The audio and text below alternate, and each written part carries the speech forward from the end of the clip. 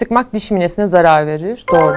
Bizim çoğu hastamız ne yazık ki aslında diş sıktığının farkında ve bilincinde değil. Çünkü diş sıkması özellikle geceleri uyurken bilinç dışı yapılan bir işlem. Diş sıktığımız zaman biz iki çeşitte farklı hareket uyguluyoruz. Ya dişleri tamamen birbirine sıkıp kenetliyoruz ya da sağ sol gıcırdatma hareketi dediğimiz bu işlemi yapıyoruz.